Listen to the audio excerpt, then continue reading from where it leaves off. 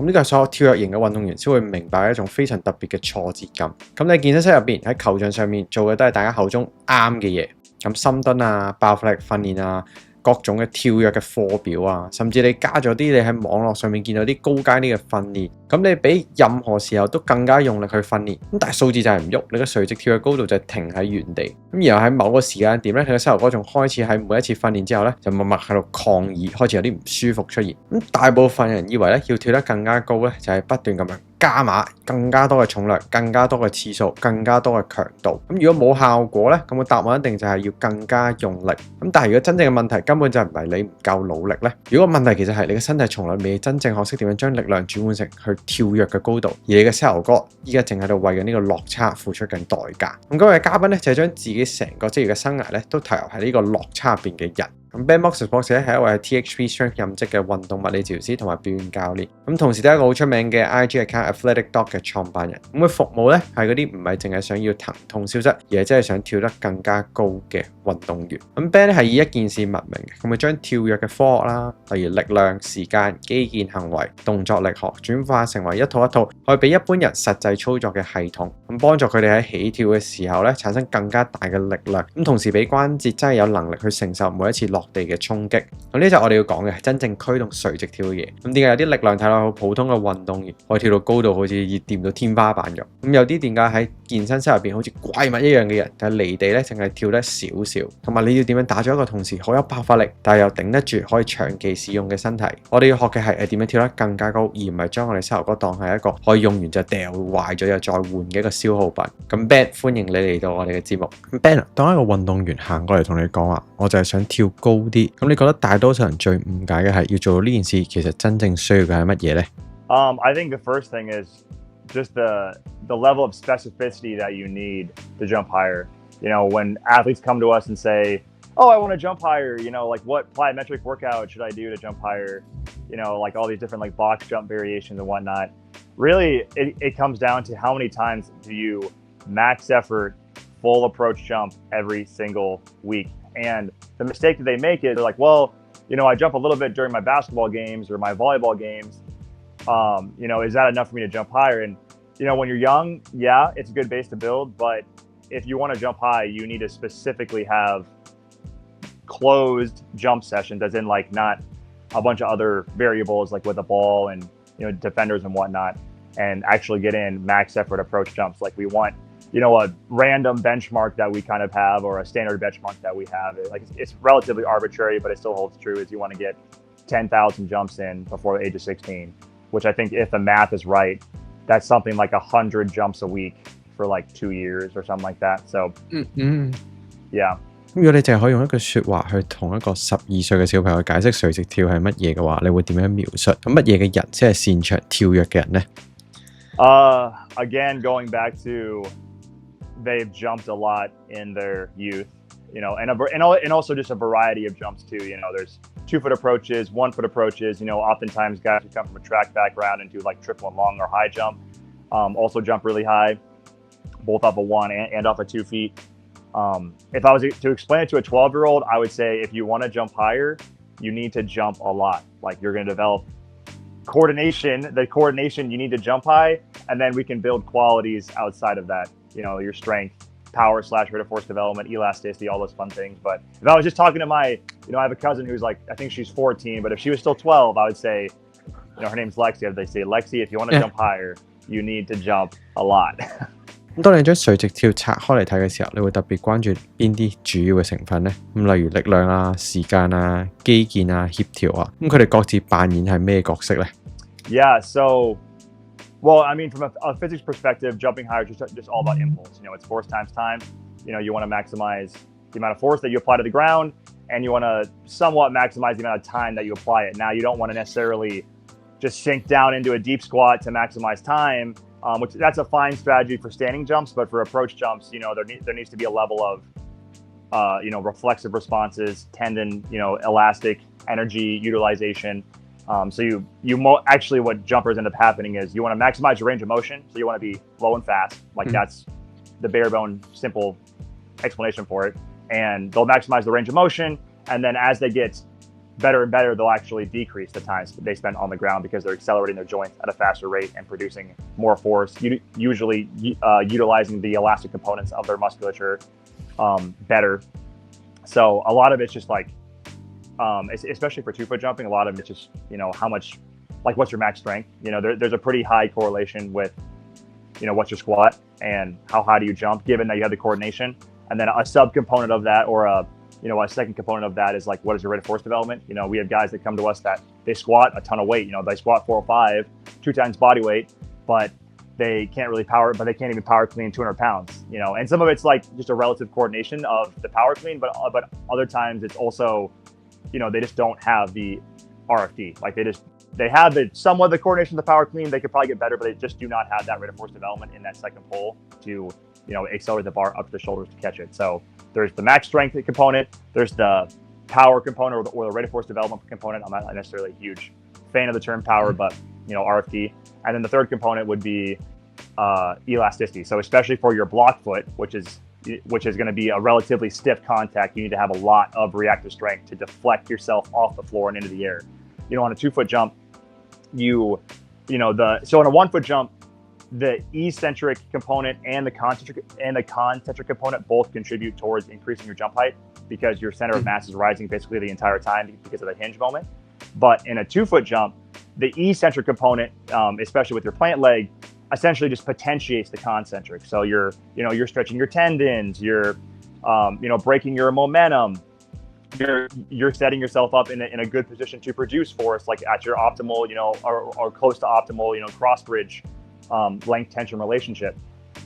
And how much force you generate concentrically on the upwards phase is actually how much is actually determines how much you're going to jump. And then that's where the block foot comes into play, because the concentric phase starts with the block foot. So how reactive you are with your block foot, which is essentially, like your RSI, is also going to be a big determinant of how high you jump.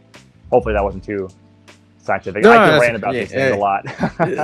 It's all good, it's all good. 我成日睇啲影片嘅，咁你幾乎每次都會睇到肌腱嘅，咁就肌腱呢一部分嚟睇，咁乜嘢肌腱先算係適合跳躍嘅好嘅肌腱呢？咁運動員又點樣實際咁樣訓練呢一種特質呢？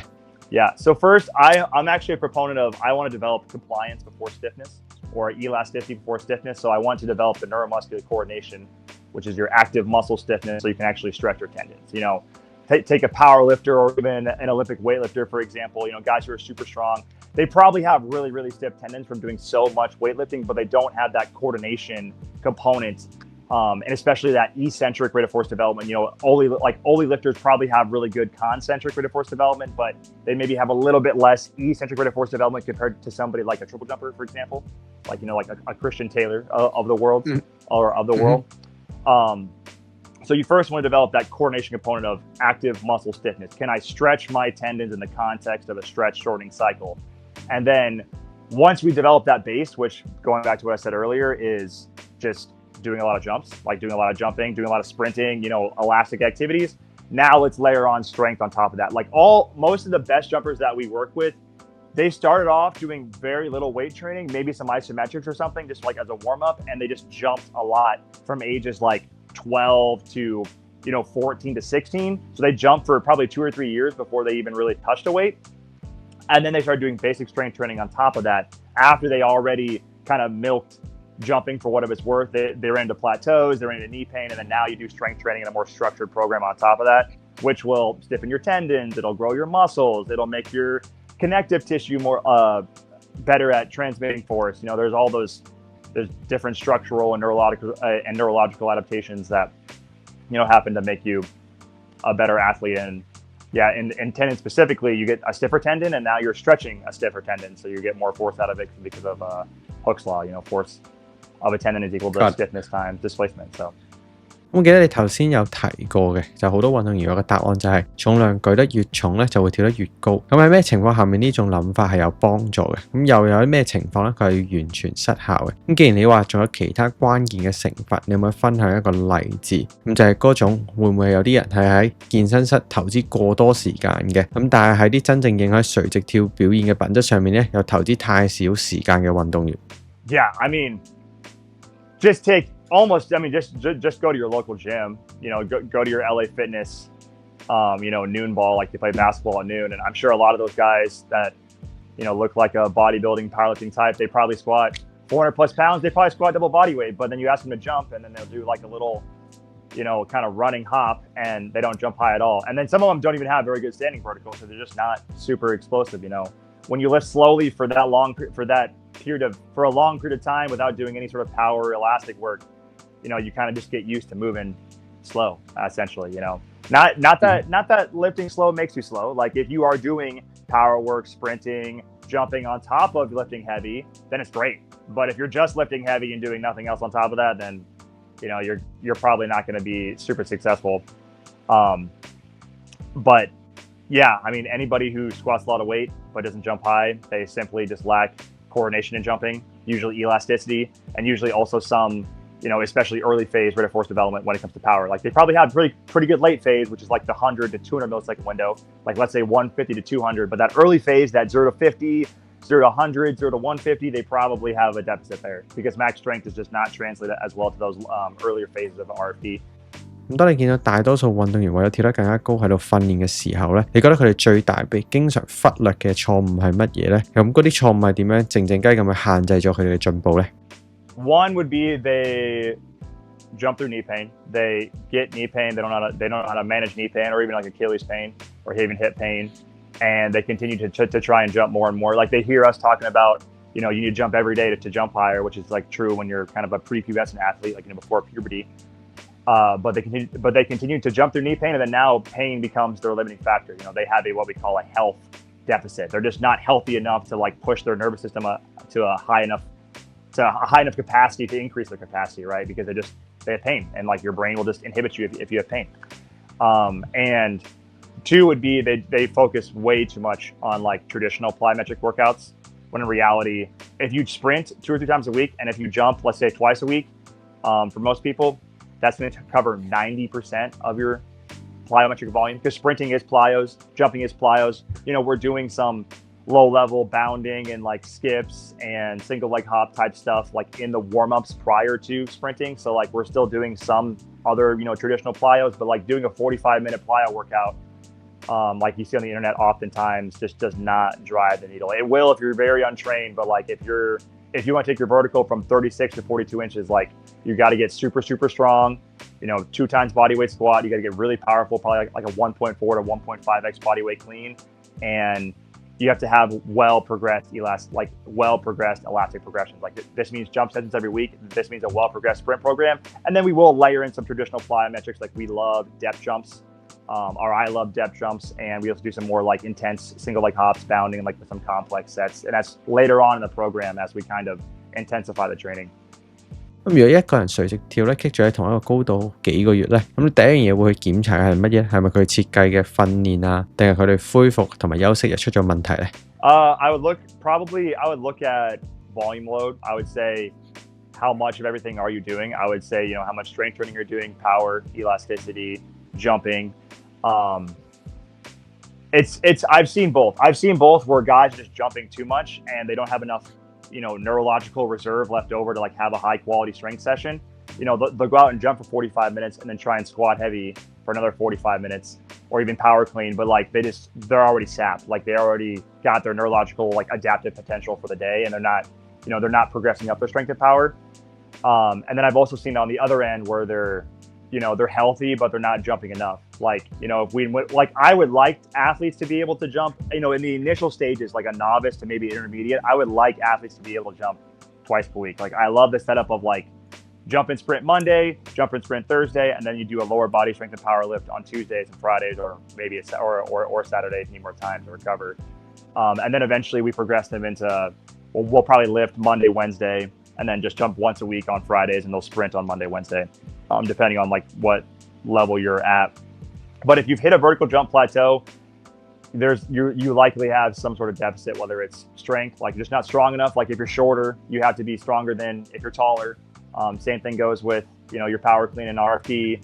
What's your RSI at? Like if you want to have a 40 plus inch vertical, you probably need to have an RSI of around 3.5 if you're using flight time divided by ground contact time. So if you're super strong and powerful, but your RSI is like a 2.5 and you also jump like 34 inches, well, that's probably a deficit you have there.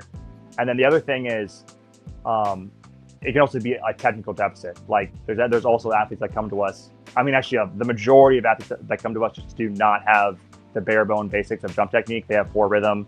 They don't get low. They don't get very fast, even if they're probably strong enough to handle it. So getting them out of that comfort trap of like, oh, I've jumped this way my whole life, or I've jumped this way the last 2 years, but I'm not jumping any higher. And even guys with good jump technique, it's like, dude, if you want to jump higher, you got to eventually take in more speed. You got to be more powerful off that penultimate step. So you're going to have a higher change of velocity. Like you need more speed, or you need to be lower. But oftentimes with good jumpers, they're already at, as low as they need to go, and they just need to add more speed on top of that. And so like that. So from a coaching perspective, it's, I'll watch them jump and I'm like, dude, we just need to fix your technique, and you'll probably jump higher, within a couple of weeks. 咁你頭先有講到跳躍式 jumper's knee 啦，咁亦都講到膝頭哥疼痛咧，係會點樣影響一個人嘅跳躍能力？咁身體會點樣去自己去急停，唔俾你再去跳嘅？咁如果一個運動員想要提升垂直跳，但係佢嘅膝頭哥已經開始喺度抗議緊啦，唔俾你跳啦，你會點樣去幫佢建立啲所謂可以撐住跳躍嘅膝頭哥，同時咧亦都可以俾佢繼續追求表現咧？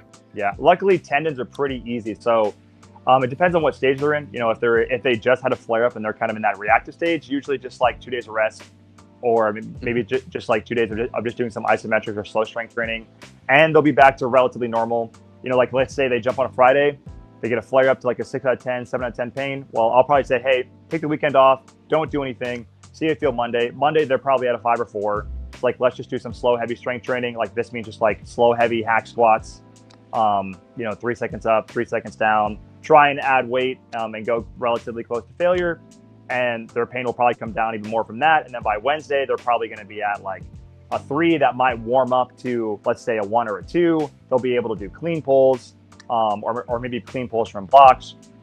And then by next Friday, we'll probably say, hey, you flared up last Friday. Let's just do some drops and standing jumps, like drop landings, like altitude drops from, I'd try to get up to the height of your max vertical on the box height. And then usually by the next week, they're probably good to go. Like that's a reactive tendinopathy. That's how you progress it. So essentially it's just take a couple of days off, probably do a slow, heavy lift. You can do heavier post chain stuff, RDLs, hip thrusts, calf raises, stuff like that, like your accessories. And then, maybe you can layer in some power work on a Wednesday, but in reactive tendinopathy, just don't bother it for a little while, and it probably goes down. Now, if you're a chronic case where you've been jumping through tendon pain for a while, and you're always at a 4 or 5 out of 10, or even some guys are like constantly at a 3 out of 10 for like months. Now it's, hey, we got to scale back your jumping volume. So like for our volleyball players or basketball players, it's like, guys, like you can't hoop, you can't play volleyball for like at least probably 3 to 4 weeks. Like we gotta calm the tendon down. Let's do some slow quarter squats, and then we'll progress to slow half squats, and then probably to slow full squats as tolerated. And then usually just reducing that volume load is enough to get them over the hump. And then we'll put them on drops, and then we'll put them on our jumps progression, standing jumps, 1-step jumps, 2-step jumps, and then, full approach jumps at 80%, full approach jumps at like 100%, we'll progress them each session. But the simple thing with tendons is just like, it's just load capacity. Like you just exceeded your tendons capacity to recover. So you just need to reduce your volumes or intensities from the previous session or the previous week. And oftentimes you'll respond favorably. So most athletes just jump way too much. They think they're 13 years old again, but they're 22, and they try and jump 3 or 4 times a week, and they play volleyball for 3 hours, and then their tendon flares up. But it's like, if you just play volleyball for an hour instead of 3 hours, you're probably gonna be fine. So it's kind of a case by case basis, but in general, just look at load management and then go from there.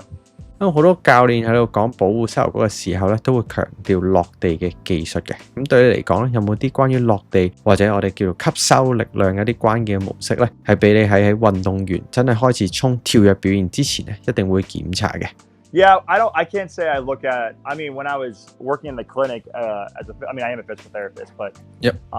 In the clinic, like in return to sport, yeah, we'll look at like ACL, landing technique, single leg, make sure there's not too much valgus, or like, it's within a normal limit.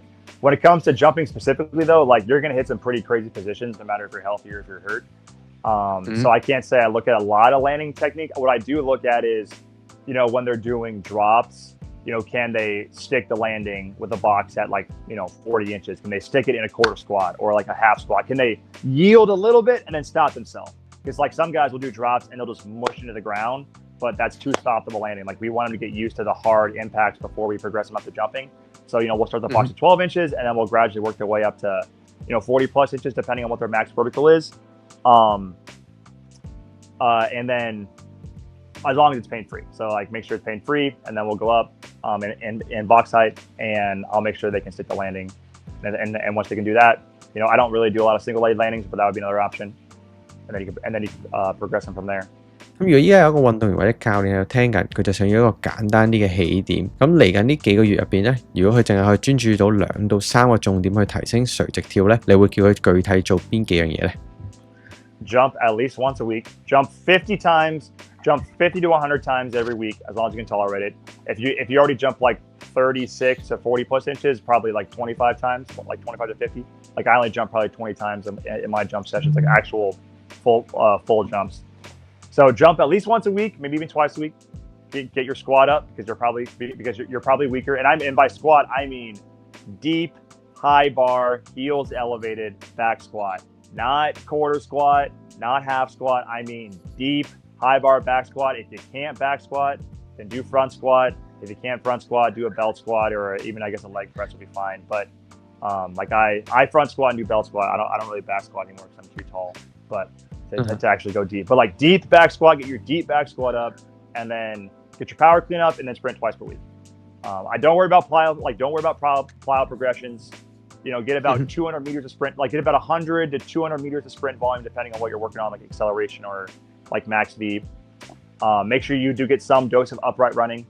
So I like to do, the typical, even though my jumpers would be technically acceleration based, so it'd make more sense for me to do, 10 by 10 meters, and, maybe I'm doing 10 by 10 sleds too, or maybe I'm doing 10 by 10 and with some floats. But I actually like to do upright running. I think it's an amazing stimulus for elasticity and just the nervous system in general. So I would say have an acceleration day and then have a max velocity day. With jumpers, we probably don't go over 200 meters of total sprint volume within a session.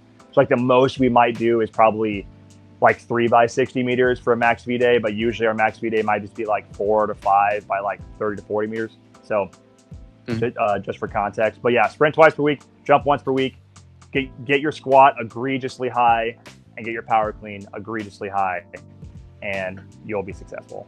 咁對啲完全係新手啦，同埋已經跳得已經算係幾高嘅人嚟講咧，咁呢啲優先順序會點樣改變呢？ Beginners jump more.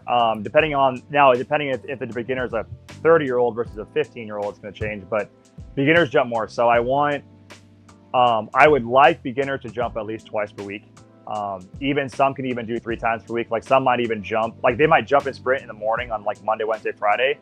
And then maybe they'll do some skill work for their sport, and they'll come back and lift in the afternoon if they have time.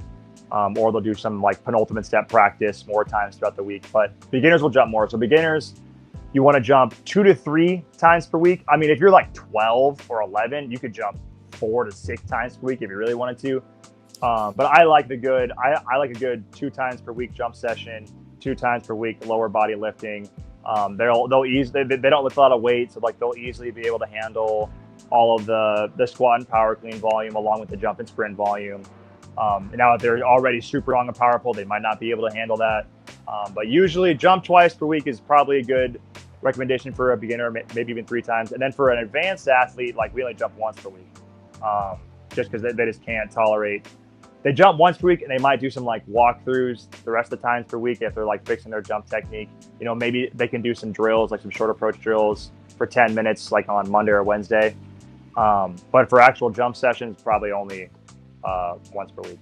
呢題咧可能有少少爭議，但我其實個人好想問你嘅，亦都有見過你 post 過相關嘅一啲 post 啦。咁大家好中意攞 trap bar jump 嚟同 power clean 做比較嘅。咁你覺得呢兩者之間咧，咁我哋 trap bar jump 係咪真係可以取代到 power clean 呢個動作咧？ Okay. It's not even comparable. I can't even put comparing a clean to a trap bar jump is like comparing LeBron to your average high school basketball player. It's not even remotely close. And I've done both. Like I used to do trap bar jumps a lot, probably in like high school and college, like early college. And it's just not even, I mean, I still do them sometimes, but like, it's not comparable. Like I don't, and you know, they're going to use the justification, which is a low IQ take of like, well, the power output's higher on a trap bar jump. But like, if we look at the kinematics of a trap bar jump, you get more displacement. Like power is work divided by time. It's force times displacement over time. So you're getting a large amount of displacement in a, you know, going from the floor to toe off in a relatively short time. So you're going to have, and you have, you know, pretty high forces. So you're going to have higher power. Whereas in a clean, you know, the first pull is slower, but the second pull, you know, you see like the RFD curve on a power clean, dude, it's like straight up. Like it's like the RFD, I think the instantaneous RFD of a power clean is like 5 times that of a trap bar jump, because the displacement during the second pull is hardly anything. You know, it's basically like what, your lower thigh to upper thigh, you know, in terms of like when the most force is being developed. So the displacement is low, but you're having really high force and it's in a really short time, but the power is going to be a little bit low. But using power as the argument is useless, because what we care about is rate of force development. Because rate of force development is what drives impulse. Power doesn't drive impulse. Rate of force development drives impulse because it is force. So, yeah, like if you want to jump higher, you need to produce more impulse. And if you want to produce more impulse, you have to have higher RFD. Like that's, and cleans are probably going to improve specifically early phase rate of force development, early phase concentric rate of force development a lot more than a trap bar jump would.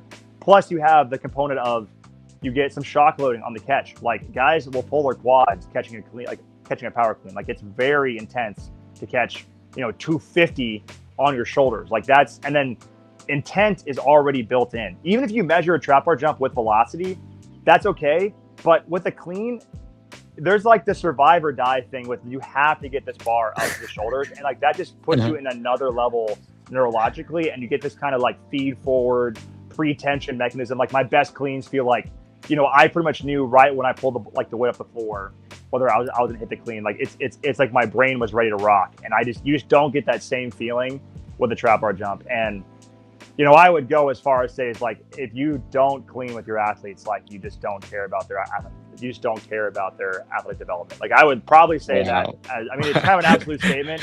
And you know, if you have wrist problems, do some high pulls, do some clean pulls for velo, you know, whatever. But if you're healthy, you should clean.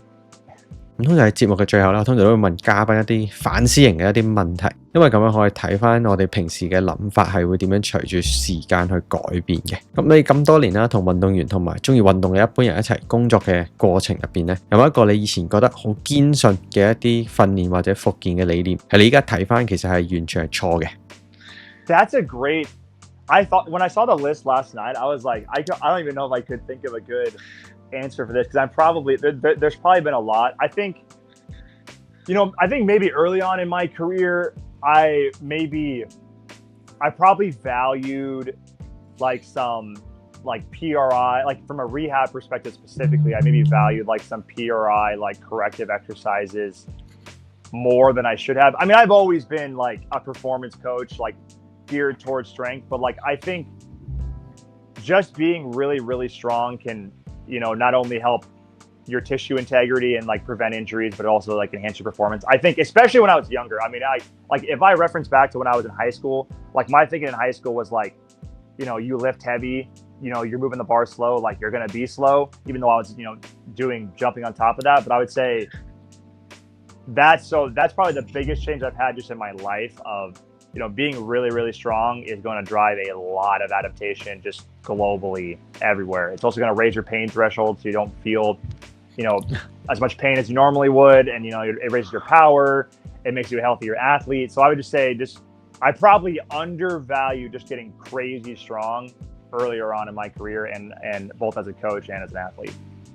咁依家呢個時間點啊，有冇一個你依家好相信一啲觀念？咁無論係一啲關於疼痛啊、復健啊或者表現啊，係你覺得喺未來5到10年咧，好可能俾你自己推翻，或者需要大幅調整嘅？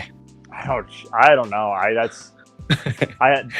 That was another one where like I mean my understanding of things involves with the empirical research. Like I'm not, you know, I'll make some general more like rationalist arguments on social media, because like that's just kind of what drives content. But in terms of my like understanding of things, you know, like if there's convincing enough research, you know, both empirical, like peer-reviewed evidence, as well as like something that I've also observed, you know, with my athletes, or I've heard other elite coaches observe, you know, I could probably change. I'm willing to change my viewpoints, but you know, it's tough because like having a mentor like I did with John. This is John's house, actually. This is where I'm at. You know, because John's already been like, he's already made so many mistakes, and he's already mentored me so well that, you know, he's already kind of been through. He's already he had mentors. Like his mentors were like Dan Paff, Dr. Mike Young. You know, some of the best in the world at what they do. So they've already kind of sifted through all the BS, and you know, already made all these mistakes and filtered that information to John, and then he's even filtered it even more granularly over to me. So I'm sure there'll probably be things that I'll come around on. I can't think of anything right now, because like I feel like if I thought about something that I was wrong about, I would like have already changed it. So like I'm probably living in like a dream of like, you know, what I'm doing right now is my perspective, it's my lived experience, and it's my, you know, whatever my truth, or you know, what I believe to be correct. But you know, I wouldn't be surprised. Like I've told people this before. Like if my programs look the exact same 5 years from now, or my content looks the exact same 5 years from now than it does now, then I probably failed as a coach. Like I probably just didn't evolve enough. Like I don't want to be 30, 35 and haven't changed my thought process about anything. Like I always want to enhance my understanding of everything: training theory, the human body, and anatomy and physiology and biomechanics, and you know, even jump technique. Maybe my big thing would be, maybe I put less emphasis on a long penultimate step, because like that's a big argument in the jump world. But for right now, it's like, and especially going through that change myself with like, I was a short penultimate, I'm switching to a long penultimate. It's like, well, I feel the difference too. So it's really hard for me to, you know, get onto that side. But I mean, as long as you're low and fast, you know, you're going to jump high. So. Thank you. Man, this is brilliant. I think a lot of athletes will walk away with a clear idea of how to build vertical and how to protect their knees along the way. Thank you for sharing your perspective. Thank you so much. You bet.